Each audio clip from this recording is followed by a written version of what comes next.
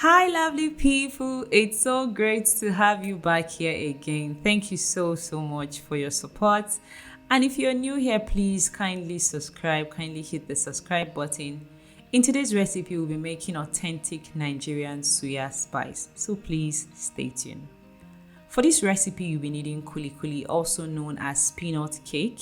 You want to get kuli that is very crunchy, that doesn't have a bad smell, because some of them can be stale, they stay a long time in the shop, or something, maybe water pours into it and it's not crunchy again and it has a funny smell. And it doesn't have to be this shape, it comes in different kind of shape. You just want to get good quality kuli.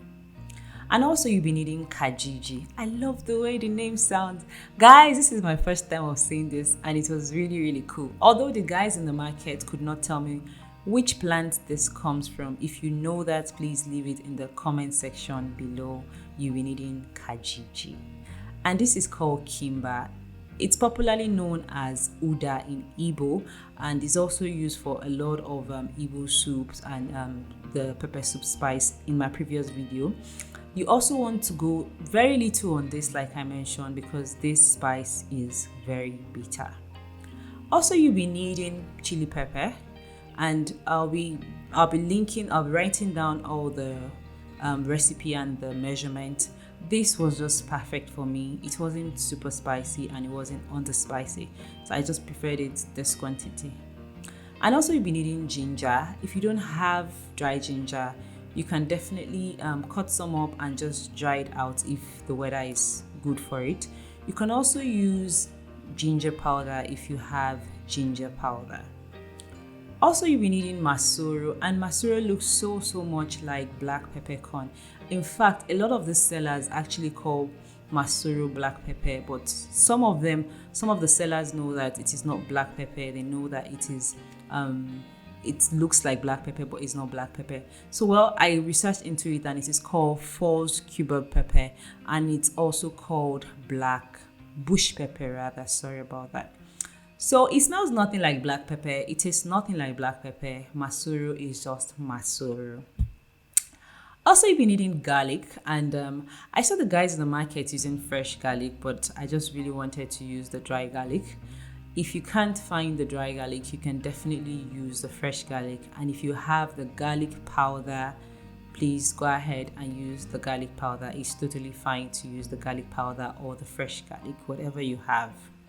And also you'll be needing Parsokori. I love making this spice because of how the names of these things sound. Yes, also they still can't tell me where this plant came from, the tree that it comes from, but if you ask Parsokori in the market or pronounce it well, they'll be able to tell you. And also you'll be needing ehuru. Ehuru is popularly called granite. They say because it looks like granite. They don't know the name, so they'll just call it granite. It's also called Calabash, nutmeg. And whether you remove the skin or you don't remove the skin is totally fine because they don't remove the skin. And also you'll be needing Kanafuri. Kanafuri is called clove, is very popular in Hausa food. They use it for making cocoa, that's pap. They use it for making their kunu. And also you'll be needing seasoning cube. And the seasoning cube that I saw them using was actually star Maggi. So you can also use any kind of seasoning that you want, but they use a lot of seasoning cube. Guys, really, you need to see them adding this thing into it. And also in place of salt, I'll be using salt, but in place of salt, they use this white Maggi like Ajinomoto or Vendome. And you need to see the quantity that goes into it. And if you think that you don't eat white Maggi and you eat suya, you eat white Maggi. So if you're team white Maggi, it's fine. Just go ahead and add a little bit of white Maggi, or you can replace the salt with white Maggi, or you can either use salt and white Maggi and the seasoning cube. But I just prefer to go slow on this, and I'm just using salt. And yes, the white Maggi adds an extra sweetness to it that this didn't have, but it was totally very awesome. So you just want to go ahead and add your spices. This is Masoro, and this is clove, this is Kajiji, this is Kimba, and the garlic, and the granules, and and then your ginger and the rest of your spices, the chili, the seasoning, the salt, the Parsokori, and then finally with your Kuli. Then cover it and then blend it. You want to blend this as fast as possible, and you want to blend this as smooth as possible. If you spend so much time blending this, you just realize that it begins to cake. It tries to form back the peanut cake again. So just blend it to be as smooth as possible and then take it off. And here you see how smooth this looks. You can see that it has been perfectly blended and it is just smooth.